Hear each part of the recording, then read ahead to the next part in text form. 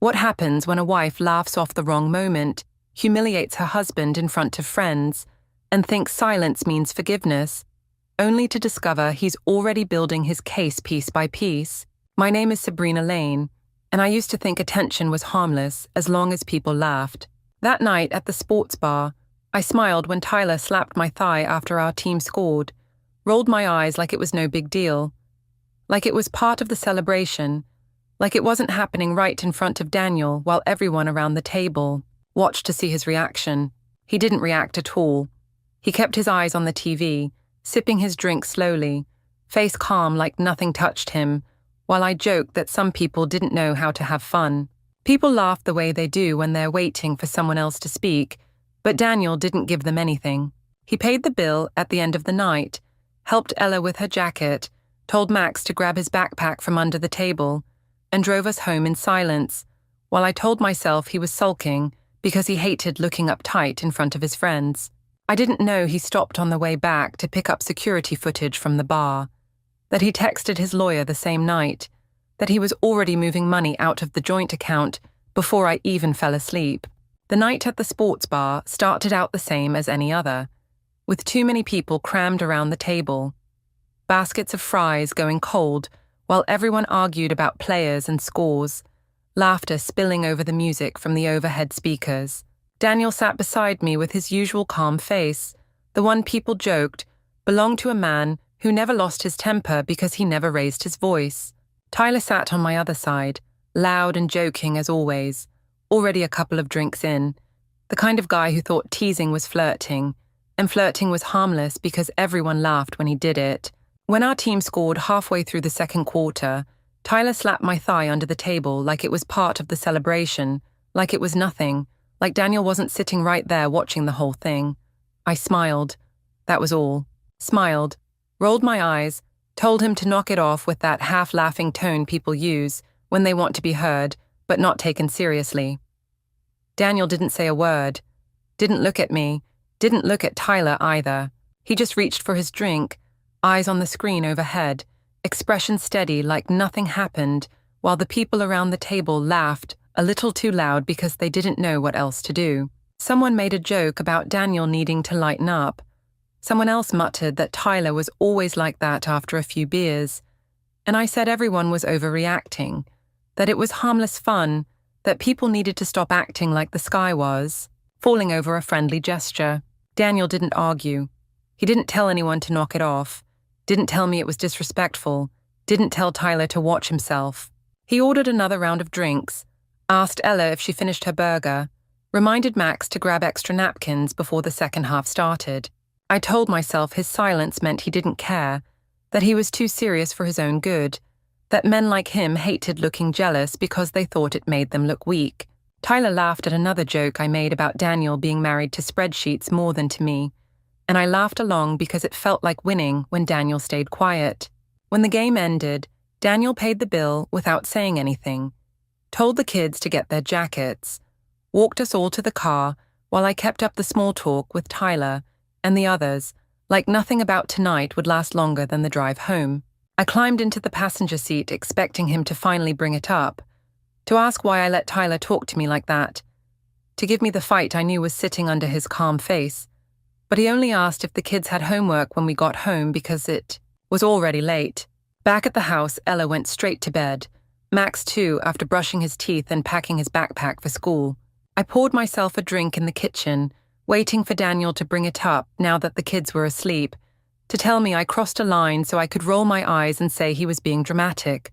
But he only went into the study, closing the door halfway, while the printer started humming a few minutes later, steady and mechanical, like it had a lot to get through. I leaned against the door frame, asking if bills were due already, if that was why he was digging through old files, but he said he was just keeping things organized before tax season, his voice even, polite, like nothing needed to sound like an argument tonight. I laughed and told him the IRS didn't need to know how many jokes I made at the sports bar, but he didn't laugh, didn't even look at me, just kept sliding papers into neat piles before tucking them into a folder he labeled with today's date. I told myself he was pouting, that this was his way of looking like the bigger person, that he'd stay quiet until I apologized first so he could act like forgiveness made him noble. Jess texted asking if Daniel was mad, sending laughing emojis when I said he hadn't said a word the whole night, telling me some men hated being teased because they had no idea how to laugh at themselves. I typed back that she was right, that Daniel would get over it the way he always did, that he was too obsessed with work and routines to actually stay mad over something this small. But when I passed the study again on my way upstairs, he was scanning pages into his laptop now, phone plugged in beside him like he was pulling data off it too, labeling folders with dates and names I couldn't read from the doorway. He didn't close the screen when I stopped to watch, didn't explain, didn't ask me to leave, just kept working like I wasn't there at all.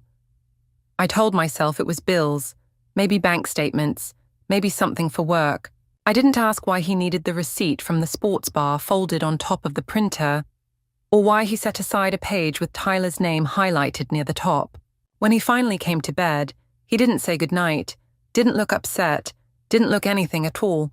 He set his alarm for the morning, rolled onto his side facing the window, and fell asleep before I could decide whether to be angry or relieved.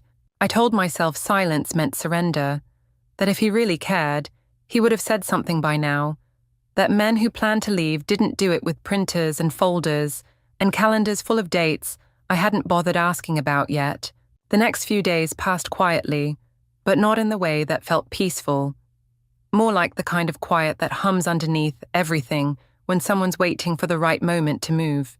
Daniel stuck to his routine so tightly it felt unnatural, like he was following a checklist instead of living in the same house as me.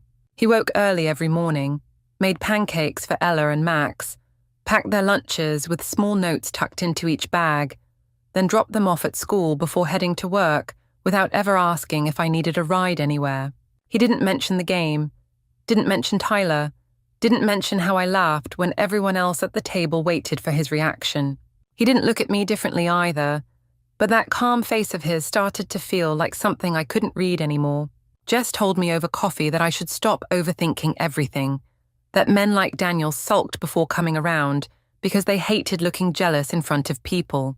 I laughed and said he was too serious for his own good, that everyone blew the whole thing out of proportion, that Tyler was just being himself, and Daniel needed to get over it like an adult. Jess smirked and said maybe I should give him a few days before cracking another joke about him being married to his spreadsheets. But Daniel started spending more time in the study at night. The door stayed half closed, while the printer ran longer than usual, spitting out pages he stacked into neat piles, before sliding them into folders, with dates written across the top. I passed by one evening and saw our phone records open on the screen, my own name on half the call logs, because I never bothered deleting anything from the plan history.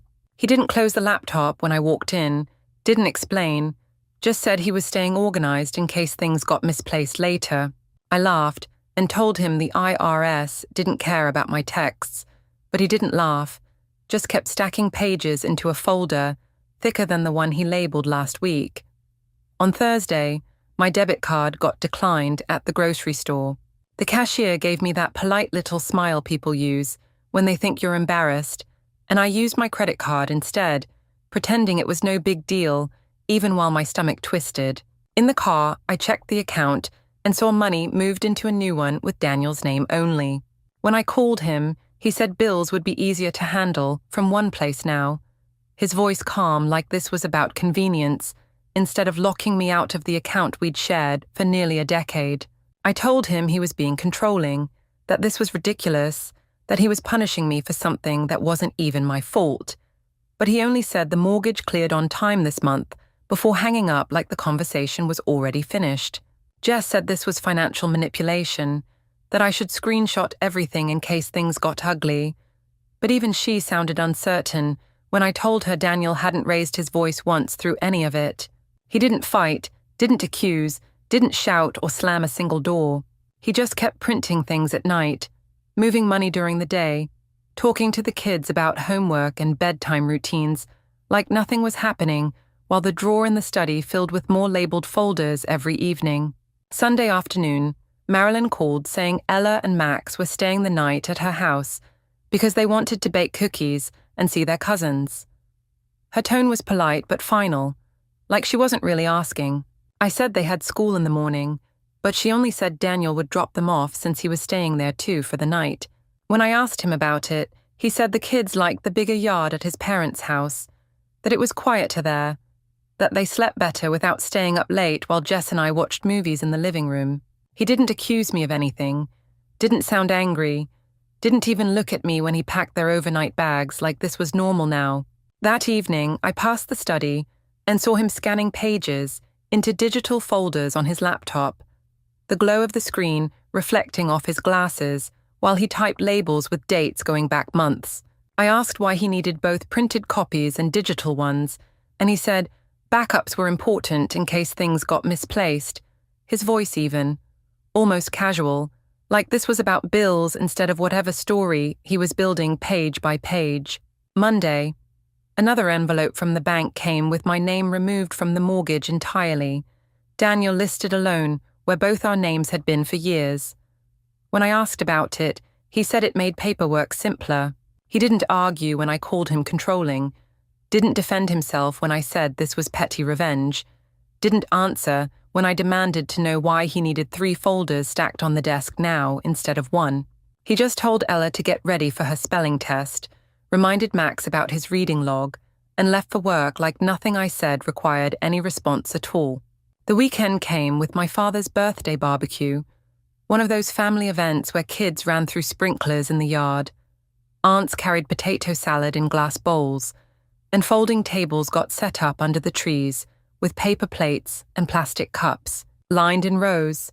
Daniel helped my father move the grill closer to the shade, carried bags of ice for the coolers, set up chairs without waiting to be asked. He moved with that same steady calm he'd had all week, the kind that made me want to say something just to break it, to get some reaction proving he wasn't made of stone. Jess showed up late carrying a store-bought cake and grinned at me like she was waiting for me to do something memorable, the way she always did when there was an audience. Halfway through lunch, my brother started teasing Daniel about never posting photos online, about being too private, about looking like a man from another century, while everyone else shared their whole lives on social media. I laughed and said maybe he stayed off the internet because he didn't like competition, because if people saw how many friends I had texting me, they might wonder why my husband never looked jealous. Jess laughed first, then my cousin smirked, then someone muttered that I was terrible in that half-joking tone people use when they don't want to take sides yet. Daniel didn't respond. He handed Max a napkin, asked Ella if she wanted more lemonade, told my father the burgers were ready to flip. His calmness made my mother clear her throat like she wanted to change the subject but didn't know how, made Marilyn stare at me from across the table with a look sharp enough to cut through the noise. Jess nudged me under the table like I'd just scored a point in some invisible game. After cake, Daniel loaded Ella and Max into the car, thanked my parents for dinner, told everyone he'd dropped the kids at his parents' house for the night since they wanted to see their cousins again. He left without saying a single word to me about anything I'd said at the table. Marilyn followed carrying the kids' backpacks, her mouth tight like she was holding back everything she wanted to say until there weren't witnesses. Jess rolled her eyes after they left, saying Daniel was trying to make me look like the bad guy by acting calm, by walking away instead of fighting, by leaving me there while everyone else cleaned up around me. I told her he hated attention, that he always wanted to look like the bigger person, that he thought silence made him superior somehow. My father muttered something about boundaries under his breath while carrying plates inside. My mother didn't say anything at all. That night I texted Daniel asking if he planned on ignoring me forever. He replied with Ella's spelling list for the week and Max's dentist appointment on Tuesday. No mention of the barbecue, no mention of what I said, no mention of me at all. Monday evening, my mother called saying Daniel had stopped by her house alone after work, sat at the kitchen table with both my parents, and showed them a few things they should probably see. She didn't explain what things, just said I might want to talk to him before next weekend. Her voice carried that edge she used when delivering bad news slowly, like unwrapping something sharp. That night, I checked the study while Daniel was in the shower. 4 folders now, thicker than before, labeled with dates in his neat handwriting. One open on the desk showed pages of call logs stapled to printed text messages, receipts taped beside them with yellow highlighter marks connecting dates across documents like he was building a timeline. I closed it carefully before he came out, heart pounding though I told myself it was just paper, nothing real, nothing that would matter if he ever tried to use it. Jess said he was bluffing, that men like him wanted control without confrontation, that he'd never risk humiliating himself in court over some texts and jokes. I told her she was right because I wanted to believe it, because Daniel still hadn't yelled or cursed or slammed a single door. He tucked the kids into bed every night, read Ella's spelling words with her, checked Max's math homework, folded laundry, paid bills, all with that same steady calm like the house wasn't slowly filling with paperwork I hadn't read yet. But Thursday afternoon, my father called saying Daniel asked for a family dinner Sunday evening because he had something important to share before filing paperwork next week. I demanded to know what paperwork, but my father just said I should be there, his voice heavy in a way that made my stomach twist even before I hung up. Jess told me to relax, that this was theatre, that he wanted me nervous before forgiving me so he could look like the bigger person. I agreed out loud, but later that night, I watched him carry all 4 folders to his car, stacking them beside a neat black briefcase like someone preparing for a trip they weren't coming back from, moving with the kind of calm that didn't feel like bluffing at all. Sunday evening, I drove to my parents' house telling myself this was nothing, just Daniel being dramatic because he hated looking like the quiet one while I got all the laughs. Jess texted me before I left saying I should act calm no matter what, that men like him loved to think they were intimidating when really they just wanted attention. I wanted to believe her, but my hand stayed tight on the wheel the whole drive because Daniel had been too quiet lately, because he loaded those folders into his car like someone getting ready for a storm no one else could see yet.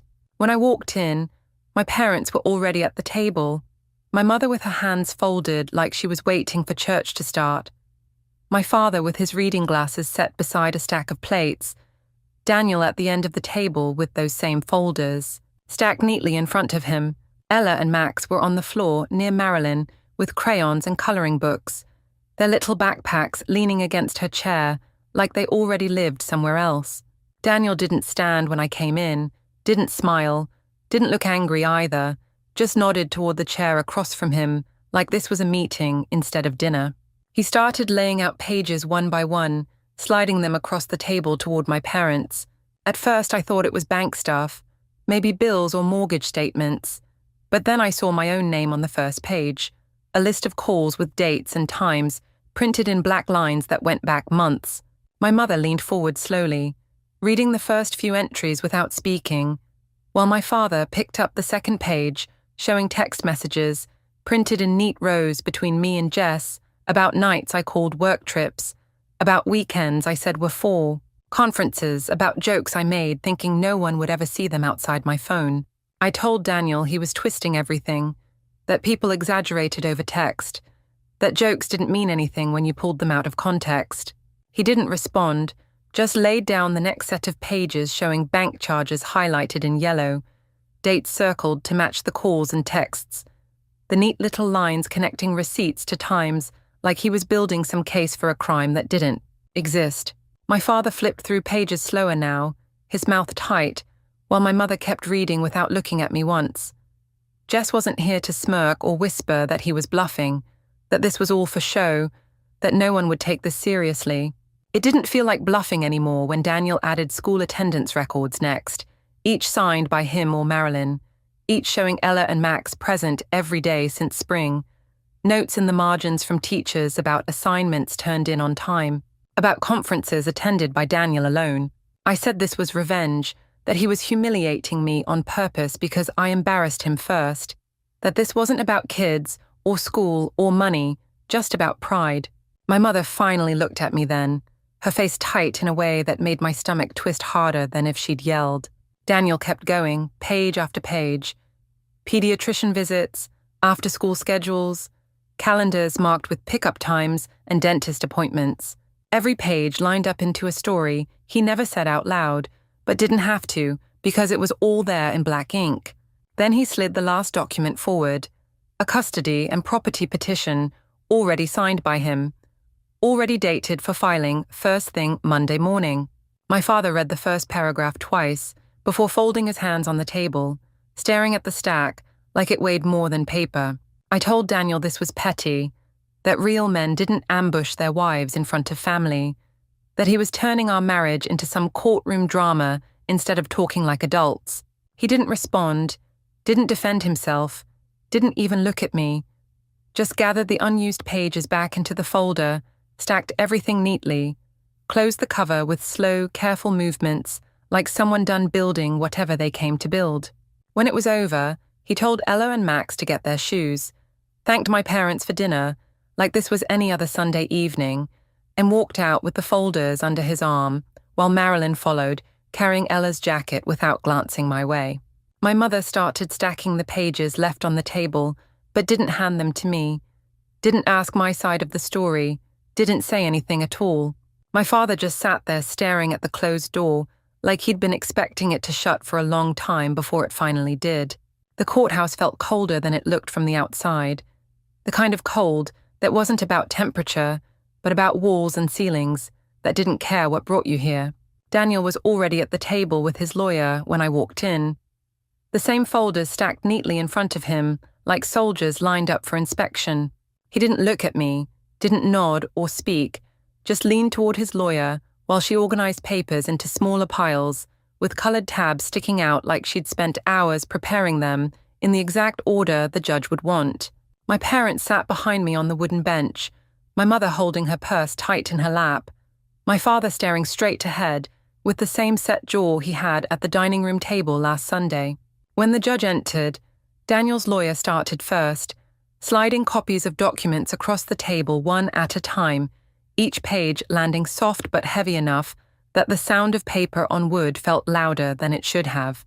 Call logs came first, months of dates and times printed in black lines, with highlighted entries marking late-night calls, weekend calls, calls that matched every date on the pages that followed. The judge flipped through them slowly, nodding once before setting them aside like they were only the beginning. Text messages came next, printed in neat rows between me and Jess, between me and people whose names I didn't want to hear out loud in this room. Jokes I made, comments I thought disappeared when I deleted them, words pulled out of my phone and lined up here, like evidence in a trial I didn't know I was in until now.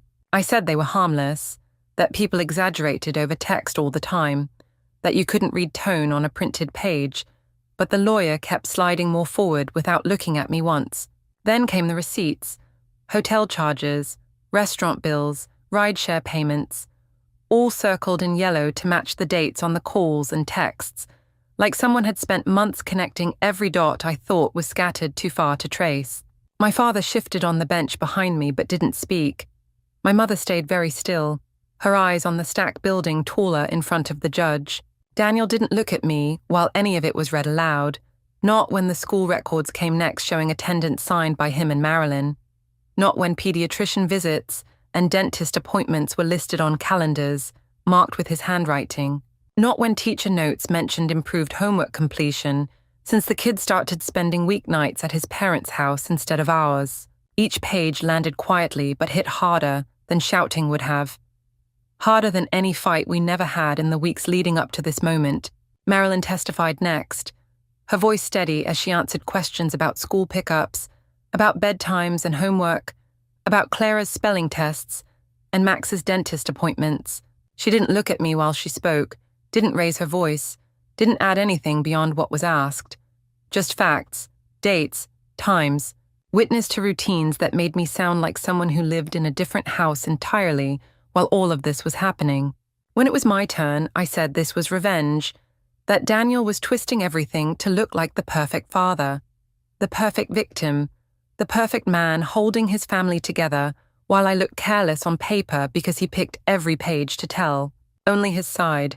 I said marriages weren't supposed to survive this kind of public dissection, that he was humiliating me in front of everyone to punish me for embarrassing him first. The judge listened but didn't look at me, didn't ask questions, didn't interrupt when Daniel's lawyer handed over one last page, a screenshot from a message I sent Jess after the barbecue, saying Daniel would never leave because men like him hated, losing more than they hated betrayal. The judge read it, set it on top of the stack, and started signing the temporary orders, waiting underneath, like my words had already been weighed and measured before I walked into the room. Custody to Daniel until the final hearing. Control of joint accounts to him for all household expenses until the divorce was finalized. The house remaining in his name for the children's stability. Child support calculations to be submitted next week based on income records already filed. Each order signed while I stood there saying this was too far, that he was destroying our family on paper to make himself look like the hero, that none of this proved what kind of mother I was. Daniel didn't react to anything I said. He didn't look at me when it ended, didn't speak to me, didn't even pause while stacking the folders back into his briefcase with that same steady calm he carried through the entire hearing. He thanked his lawyer, nodded to the judge, and walked out with Marilyn waiting in the hallway, while my parents stayed on the bench behind me, like they weren't sure whether to follow him or stay with me until the room emptied out completely. The final hearing felt nothing like the first one. No slow build-up this time, no sense that anyone in the room expected things to change just because 2 more weeks had passed. Daniel walked in carrying the same briefcase, the same folders stacked in the same neat order, like every page inside already knew where it belonged. He didn't look at me when I sat down across from him, didn't glance back at my parents behind me on the bench, didn't even seem to notice Marilyn coming in with Ella and Max, holding her hands as if this was just another school drop-off instead of the day everything permanent got decided. The judge started reading through the file before anyone said a word, flipping pages Daniel's lawyer handed over in the same order I had already seen: call logs, text messages, receipts, school records, witness statements, all the things I called petty and dramatic the first time, now treated like facts no one was bothering to argue about anymore.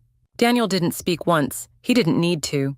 His lawyer answered questions about income records, about property values, about the children's schedules, pointing to pages already stamped and signed by teachers, doctors, and accountants who hadn't even been in the room, but whose words sat there, on official letterheads, like bricks stacked into walls I couldn't climb over.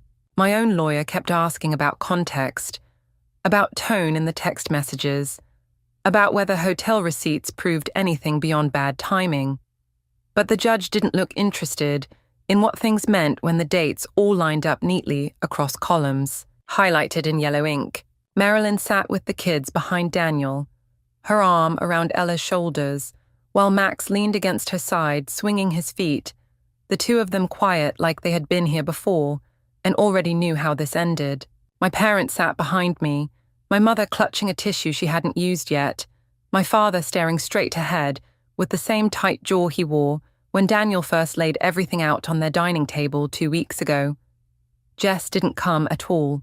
She stopped answering my calls after Daniel's lawyer filed the pages with her name printed across the top of half of them.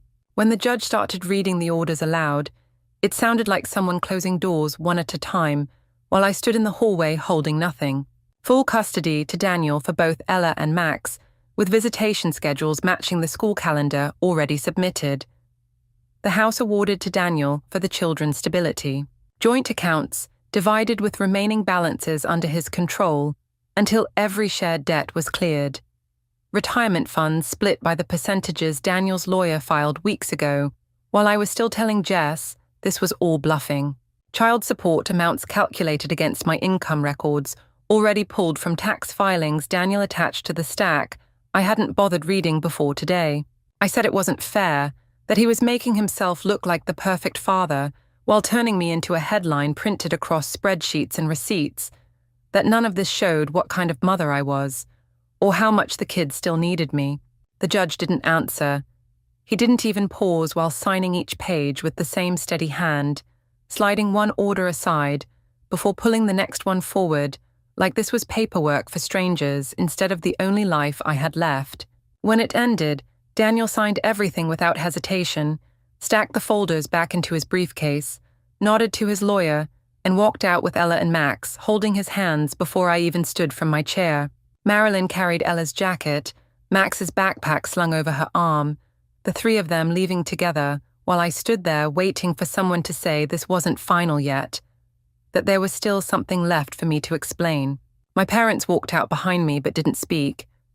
My mother touched my shoulder like she wanted to say something before thinking better of it. My father unlocked the car without looking at me. I drove myself home alone, expecting Daniel to be there so we could finally talk. Now that the papers were signed, like maybe there was something left between the lines he hadn't closed off completely. But when I pulled into the driveway, the curtains were open, lights on in the living room, everything looking almost the same except for the silence. I walked up with my keys in hand, tried the lock, felt it catch halfway before realizing he had changed it already. My own house turning me back onto the porch while my suitcase sat against the railing, where someone had left it after packing everything I owned into 3 zipped bags I hadn't touched yet. The light stayed on behind the curtains while cars passed on the street like this was any other night, like nothing here mattered to anyone except me, standing outside a house that wasn't mine anymore, holding keys that didn't fit, staring at windows, glowing warm while the lock under my hand refused to turn even once. Don't forget to hit like, subscribe, and turn on the bell so you don't miss the next story. Write in the comments from which city you are watching.